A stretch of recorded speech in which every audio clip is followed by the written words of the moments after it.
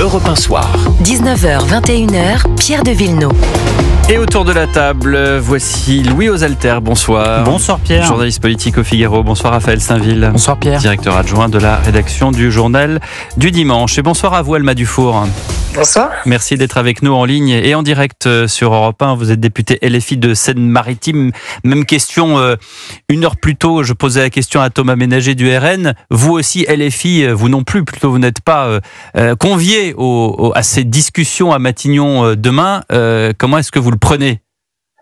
Honnêtement, ça me fait un peu ni chaud ni froid, voire je le prendrais plutôt comme une légion d'honneur parce que ce Premier ministre n'est ni légitime ni compétent et il n'est qu'un sursis en fait au président Emmanuel Macron. Voilà, en fait, je vois pas pourquoi on irait à une réunion convoquée par Monsieur Bayrou qui dit qu'il va nous éclairer sur les orientations à suivre alors qu'il est il émane d'un parti qui est encore plus minoritaire que les Républicains et que l'ensemble du bloc macroniste a perdu les élections législatives, s'il faut encore le rappeler.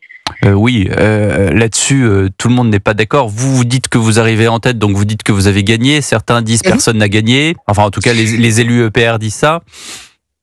Bah non, mais c'est-à-dire, enfin, c'est mathématique. On peut pas faire de la post-vérité non plus. Que personne n'ait la majorité absolue, personne ne le conteste. Oui. Que le conteste, et que du coup, ce soit difficile de gouverner dans cette situation, personne ne le conteste. Néanmoins, il y a une force qui s'est présentée unie aux élections et qui a recueilli le plus de sièges lors du deuxième tour des législatives. Elle s'appelle le Nouveau Front Populaire. Si on avait décidé de s'allier après coup pour former un groupe, la question pourrait se poser, mais on s'est présenté sous une seule étiquette aux élections devant les Françaises et les Français. Donc du coup, effectivement, ça fait de nous la force arrivée en tête. Et donc, est-ce que vous auriez préféré, que Monsieur Bayrou, qui est du parti, le 5e parti représenté à l'Assemblée nationale, n'a pas de légitimité à nous dire quelles doivent être les orientations pour le pays. J'entends votre point. Juste une chose, est-ce que vous auriez préféré qu'on nomme Lucie Castet tout de suite après les élections anticipées et Lucie Castet qui aurait été censurée dans les 48 heures ? Justement, et là, ce que vous posez comme question, c'est le rôle du Rassemblement national qui essaye de se faire passer pour des agents de la stabilité. En fait, en réalité, le Rassemblement national, il faut le rappeler, a choisi déjà Macron tout en se réservant le droit de le censurer dès qu'il sent que ses électeurs ne le suivent pas assez. Parce que, en fait, le Rassemblement national a empêché d'emblée la constitution et la nomination d'un gouvernement de gauche malgré la crise sociale terrible dans laquelle se trouvent les Françaises et les Français. Et c'est ça qu'il faut rappeler. Nous, on aurait préféré évidemment avoir un gouvernement de gauche, mais pas pour nous, mais pour l'urgence dans laquelle on se trouve. Je rappelle qu'aujourd'hui, qu'il y a plus de 150 000 salariés dont l'emploi est menacé par des plans sociaux. J'étais encore la semaine dernière dans une usine de Normandie qui va fermer. Et en fait, je suis extrêmement choquée que le bloc central ne mentionne jamais l'existence de ces plans sociaux, les faillites en cascade, et se contente de parler de soi-disant sujets de consensus qui ne sont pas les priorités des Français. C'est pas vrai, Alma Dufour. Marc Ferracci, quand il était ministre de l'Industrie, il a mentionné, et effectivement, il a dit qu'il y aurait encore d'autres plans sociaux. Oui, il a fait un constat, et qu'est-ce qu'ils ont fait ? Moi, je peux vous dire que j'ai fait plusieurs rendez-vous avec Bercy sur les sujets, et à chaque fois, on disait on peut rien faire, on peut rien faire, on peut rien faire. Et depuis, il n'y a aucun son, aucune image du côté de la Macronie en général et du MoDem sur cette question qui est absolument cruciale pour des centaines de milliers de familles. Enfin, je veux dire, on parle quand même d'une explosion record depuis 12 ans des faillites. On parle quand même de centaines de milliers d'emplois qui sont menacés. Et tout le monde fait comme si c'était pas important. Pour moi, c'est le premier sujet qui devrait être sur toutes les bouches. Ah bon ? Et j'observe qu'il y a évidemment que la gauche et surtout la France insoumise qui le portent aujourd'hui. Louis Osalter voulait vous interroger du Figaro. Les socialistes qui étaient vos partenaires au sein du Nouveau Front Populaire ont été reçus par le Premier ministre François Bayrou. Ils seront sans doute demain à cette réunion qu'il réunit sans vous. Est-ce que vous, avec leur attitude qui consiste à au moins aller discuter et voir, comme l'a dit le premier secrétaire du Parti socialiste Olivier Faure, s'il pouvait y avoir des concessions réciproques avec la Macronie.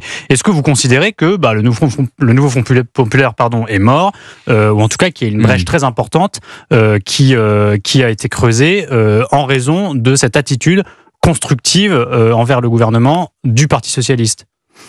Non. Donc, on va pas acter. Je sais que ça ferait plaisir à beaucoup de gens, notamment à droite, qu'on acte la mort du nouveau Front populaire, mais c'est pas ce qu'on va faire. Pourquoi? Parce qu'encore une fois, les Français ont voté pour le nouveau Front populaire en juillet, parce qu'on a besoin du nouveau Front populaire dans les élections qui vont arriver vite, qu'elles soient présidentielles ou législatives. Je pense qu'on n'y coupera pas, en tout cas pour les législatives, assez rapidement. Par contre, on sait et on les alerte sur le fait qu'ils ils font semblant de croire qu'ils peuvent obtenir quelque chose d'Emmanuel Macron, parce que c'est pas Bayrou qui décide, c'est Macron. Macron ne veut pas de concessions à gauche. En fait, Macron ne voulait pas même de Bernard Cazeneuve comme Premier ministre. D'ailleurs, là, il a eu l'occasion de le renommer encore Premier ministre. Il ne l'a pas fait. Alors qu'il vient du Parti socialiste. Parce que il ne veut pas qu'on touche à son programme, à ses mesures économiques de cadeaux fiscaux aux grands groupes, aux multinationales, aux plus riches. Et c'est là où le bas blesse pour Emmanuel Macron. Et je vois mal quelle concession il va proposer demain via François Bayrou à nos partenaires. Et en réalité, s'il y avait des concessions sur le pouvoir d'achat, sur les salaires, sur les plans sociaux justement, qui devaient être faites, à mon avis, ça fait longtemps qu'on en aurait entendu parler là depuis 10 jours. Question de Raphaël Steinville du JDD. Oui, François Bayrou, évoquant cette réunion de demain, expliquait qu'il ne recevrait que ceux parmi les partis uniquement les partis qui ont été aux responsabilités, aux affaires du pays. Est-ce que ça signifie finalement que une alternance est impossible et qu'on est dans l'entre-soi absolu? Totalement. Là, je partage totalement votre analyse, c'est-à-dire que en général, les appels à la stabilité, à la rationalité, à avoir géré les affaires sont les dernières armes d'un système et d'une caste politique qui est agonisante pour se défendre en fait et jeter un peu une espèce de peur. En gros, on fait peur aux Français en disant que nous, on serait pas en capacité de gouverner, après moi le déluge, après moi le chaos, comme cette espèce de sketch qu'ils nous ont monté sur l'impôt sur le revenu qui sera pas indexé sur l'inflation, tout en les macronistes refusant qu'on débatte et qu'on vote un amendement qui permettait d'indexer les barèmes sur l'inflation. Ils créent eux-mêmes la peur, la panique et le chaos. Et je l'ai déjà dit sur une autre antenne, mais en fait, moi, j'ai été gilet jaune. Et pendant les gilets jaunes, j'ai observé exactement les mêmes mécanismes, c'est-à-dire une élite de gauche et de droite qui se réunit pour pas perdre ses privilèges et son pouvoir face à un peuple qui veut des changements conséquents et qui appelle à la stabilité, au danger, etc. Donc oui, pour moi, c'est le retour de la trilatérale. Je disais c'est comme une légion d'honneur parce que pour moi, en nous ostracisant, entre guillemets, à la fois la France insoumise et le Rassemblement national, qui, quoi qu'on pense du Rassemblement national, en fait, on est les deux forces pour lesquelles les classes populaires votent le plus dans ce pays. Ils montrent, en fait, qu'ils sont du côté d'une élite et qu'ils vont pas aller dans l'intérêt des Françaises et des Français, des classes moyennes et des classes populaires. Mais alors, si vous voyez autant de rapprochements avec le Rassemblement national, pourquoi est-ce que vous ne leur parlez pas davantage? Pourquoi est-ce que, par exemple, vous refusez de marcher avec eux lors d'une marche contre l'antisémitisme? Pourquoi est-ce que... Est-ce que votre question est sérieuse sur l'antisémitisme? Non, mais est-ce que... Pardon, mais en fait, est-ce que le Rassemblement national n'a pas été créé par Jean-Marie Le Pen qui niait l'existence des chambres à gaz? On n'y est plus là. C'est un détail de l'histoire. On n'y est plus. Est-ce que... C'est le Rassemblement national.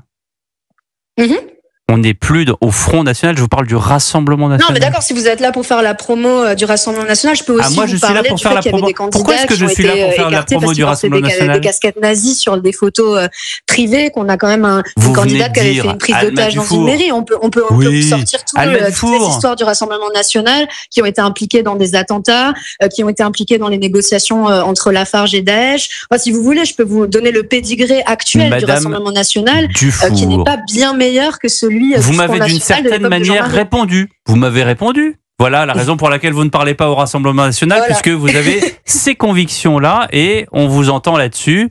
Et merci d'avoir été avec nous en direct sur Europe 1. Merci beaucoup. 20h22. Europe 1 Soir. 19h, 21h. Pierre de Villeneuve. Oui, aux haltères, pardon. Vous vouliez réagir sur ces dernières invocations de Madame Pas spécialement Dufour, pas sur ces derniers mots, sur la réunion de demain. Oui. Tout porte à croire. En fait, il n'en est rien. Il n'en est pas sorti grand-chose quand Emmanuel Macron l'a fait la semaine dernière. Et je vois encore moins comment il pourrait sortir quelque chose de concret demain. Ce qui est sûr, c'est que François Bayrou, pour une fois, se conforme à une volonté d'Emmanuel Macron. C'est plutôt lui qui avait qui lui avait demandé en tout cas, de réunir ce format de parti, sachant qu'il les a rencontrés avant en bilatéral. Peut-être l'une des raisons, c'est pour gagner du temps avant un gouvernement qui ne sera pas annoncé avant dimanche a priori. Monsieur Steinville. Non, mais c'est vrai que c'est assez étrange de voir François Bayrou se conformer à une volonté d'Emmanuel Macron après avoir fait la démonstration du contraire quelques jours plus tôt, comme s'il y avait une sorte de remise dans les rangs du Premier ministre. C'est vrai que tout ça est assez confus, si ce n'est, et effectivement ça a été dit par Louis, que de chercher peut-être à gagner du temps avant de pouvoir annoncer un hypothétique gouvernement. Quand on regarde, tenez, on va passer un son parce que je suis un peu agacé par les propos de Madame Dufour. Hein. Alors on va passer un son et on va écouter Sébastien Chenu qui était ce matin l'invité de Sonia Mabrouk. Le moins qu'on puisse dire, c'est que c'était poussif, pas très convaincant. J'allais dire, comme disent les jeunes, ça envoie pas du rêve. François Bayrou, hier, moi j'avais l'impression d'être au croisement entre Raymond Barre et Édouard Balladur, c'est-à-dire quelqu'un de très décalé par rapport à la société d'aujourd'hui, quelqu'un de très décalé par rapport au rythme de la vie politique, au rythme de la vie de la nation. Et pour le coup, c'est vrai que François Bayrou, parlant de Mayotte comme n'étant pas dans le territoire national, ou François Bayrou préférant le conseil municipal de Pau à une réunion entière de suivi de cette dramatique crise à Mayotte, c'est pas tout à fait ce qu'on attend d'un Premier ministre. Alors, on est bien là avec tout ça, c'est bien parti. Moi, c'est bien parti. Je vais vous dire, les attaques des oppositions à l'encontre de François Bayrou me paraissent aussi décalées. Et passant à côté des vrais sujets, on peut s'arrêter sur les expressions de François Bayrou, on peut s'arrêter et commenter à l'envi son déplacement à Pau. La vérité, c'est que il était présent en réunion de cellule de crise. Il a essayé de sa présence à Mayotte aurait été absolument inutile. C'est qu'il a essayé de tout faire. Absolument inutile, si ce n'est à emboliser encore davantage ce que les secours sur place cherchent à faire. Donc tout ça me paraît assez dérisoire et assez décalé par rapport au désespoir que vivent les Mahorais aujourd'hui. Vous voyez, voilà, j'ai eu un moment de ralentissement, on va dire, là, ces quelques minutes, peut-être, chers auditeurs, vous en avez rendu compte, mais Raphaël vient de résumer la situation, c'est-à-dire qu'on a un gouvernement, quel qu'il soit, peu importe, le Premier ministre s'appelle A, s'appelle B, s'appelle C, peut-être qu'il y en aura un autre dans 15 jours, on n'en sait rien, il y aura peut-être une nouvelle censure, on essaye de faire sortir ce pays d'une boue compliquée. Alma Dufour disait la priorité c'est les emplois. Elle a raison, mais pas que. Il y a plein de priorités. Il y en a au moins 40 devant nous. Il y a un budget qu'on veut adopter pour justement essayer de faire avancer les choses. Et vous avez Madame Dufour qui dit « Ah mais vous comprenez, nous, on aurait voulu un gouvernement de gauche parce que c'est notre légitimité, on est arrivé les premiers. » Vous avez Monsieur Chenu qui dit « Mais de toute façon, Monsieur Bayrou, il était à Pau alors qu'il aurait dû être, à la cellule de crise. Et puis il confond le territoire national et le territoire international. » Qu'est-ce que vous voulez faire Non, mais vous avez raison, Raphaël. C'est pas comme ça qu'on peut y arriver. Tout le monde est un peu à côté de la plaque en réalité. François Bayrou, il est quand même à côté de la plaque en pensant que l'un des premiers jours, quelques jours après sa nomination, il faut absolument aller présider le conseil municipal de Pau. Alors qu'il y a un gouvernement à faire, un budget à faire, accessoirement une crise à Mayotte. Alors en effet, sa présence à Mayotte n'aurait été d'aucun intérêt. Au contraire, ça aurait gêné les secouristes plus qu'autre chose. Mais l'image renvoyée n'est pas bonne. Par ailleurs, les oppositions, en fait, dans l'ensemble de la classe politique, on ne parle pas du tout des sujets français et même internationaux en ce moment, mais même ça fait un certain temps. Ça fait quand même un certain temps. Depuis la dissolution de l'Assemblée nationale, la classe politique se recroqueville sur elle-même et en fait on entre là. Ce qui m'embête en fait avec ces négociations, ces discussions de couloirs, ces réunions à Matignon, à l'Élysée, ces atermoiements, c'est qu'en fait on est vraiment dans le temps des combines. On est plus que jamais dans le temps des combines. Et souvenez-vous de la 4e République où en fait il y a des gouvernements qui tournaient parce que on est dans cette situation, c'est-à-dire que à chaque fois, une force plus ou moins réduite peut faire chanter le Premier ministre en retirant ses billes et son soutien au Premier ministre, ce qui déclenche une motion de censure. Et là, en fait, on y est. Et tant qu'il n'y a pas une nouvelle Assemblée nationale ou tant qu'il n'y a pas une nouvelle élection présidentielle, on risque d'être comme ça dans un système de tourniquet de gouvernement où en fait, on teste l'un, puis on teste l'autre, et puis un tel met des billes, ensuite il les retire, on fait tomber le gouvernement, on retente avec un autre parti. Et ça, franchement, c'est pas porteur pour s'attaquer au chantier dont on parlait à l'instant. Bien résumé, cher Louis Osalter. Dans un instant, on va se retrouver autour d'un sujet de société. Ce chauffeur de bus à Toulouse qui a sorti un gamin qui l'avait copieusement insulté, qui n'avait pas payé son ticket de bus. Et ce chauffeur de bus va peut-être être viré parce qu'il a fermement sorti le gamin. Voilà. Est-ce que c'est pas le monde à l'envers ? Est-ce que ça rejoint pas d'une manière plus globale le refus d'obtempérer, le refus de l'autorité en France ? On va en parler dans un instant, tandis que Sonia Mabrouk, elle vous donne rendez-vous dans Europe 1 Matin pour la grande interview CNews Europe 1 demain à 8h10. L'ancien commissaire européen au marché intérieur, Thierry Breton. À tout de suite pour le rappel de l'actualité.